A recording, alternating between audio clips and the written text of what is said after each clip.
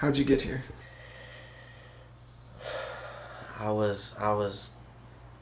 I got to a point where I was empty. I didn't know who I was. And everything I did know about myself, I wasn't happy with it. Um, the way I treated people, and I didn't understand none of it, right? And today I still don't understand half the things I do, or why I do them. But I lost sense of life. And eventually you keep doing that. You have family and friends that are on your side. And eventually it got to that point where no one wanted to be around me. Um, and I did that life for so long, and in and out of jail and institutions, and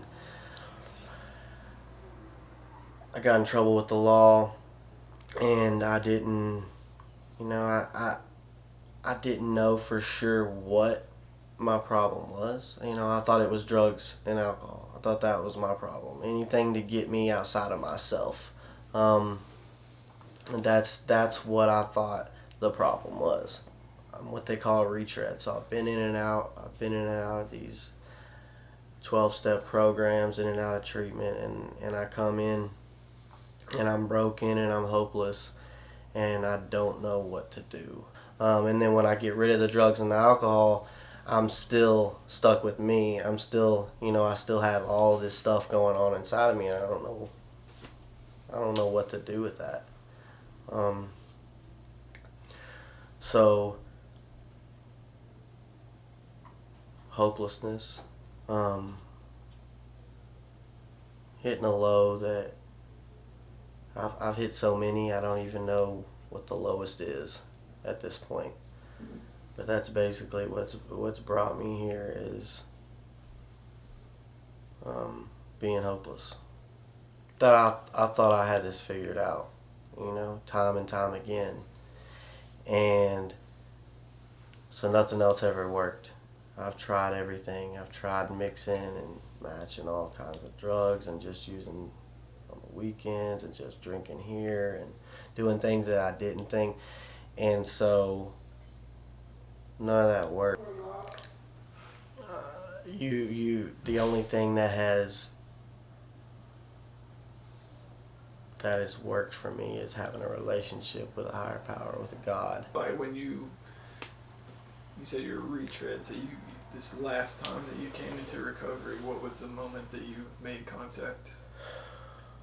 Anything stick out to you? Examples or anything? Nothing extreme. That's fine. Nothing extreme has stuck out as far as this last time. How do you Other other than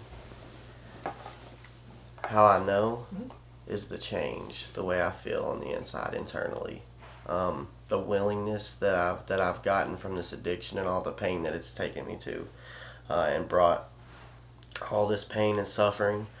Um, I see them as lessons. I see them as something that I can either learn from and try and change and grow as a human, um, as a son, as a father, as a friend, and try and be a better person. Because what I do as an addict is I've done all these things, right, that I look down on myself for, and all that shame and guilt will drag me down. So what I have to realize is that,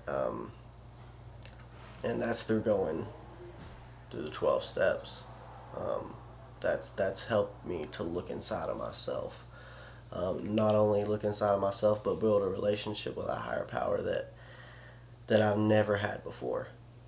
Um, so I say nothing in the beginning was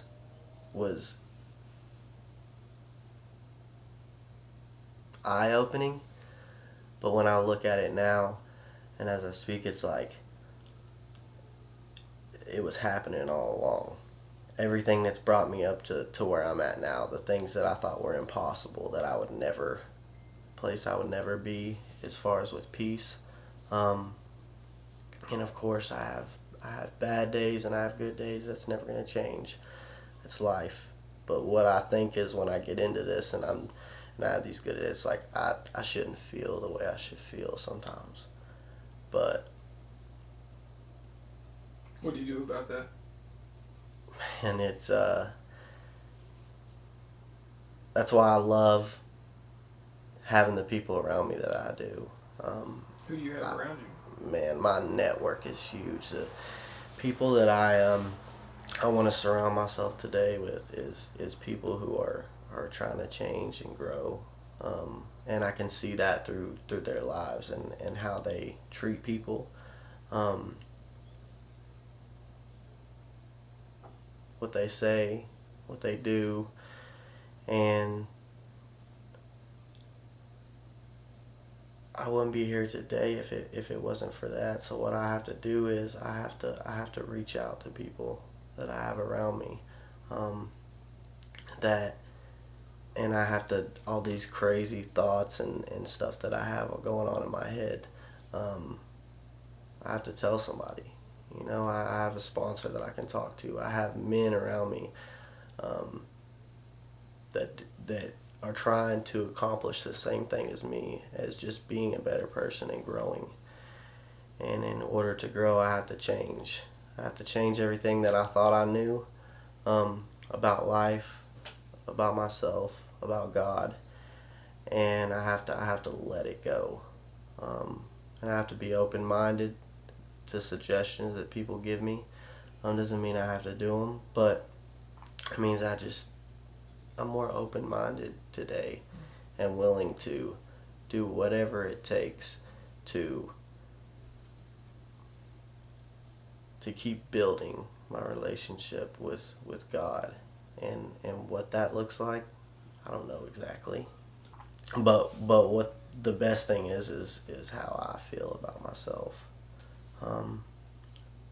And that's been the hardest thing, because like I didn't always feel like that when I was growing up. I didn't always have that, and having that peace and that hole that was on the inside of me, that people talk about all the time, that emptiness. It's been there all along. It's the spirit, God, whatever people want to call it, spirit of the universe. It's always been there. It's just that I haven't trusted and allowed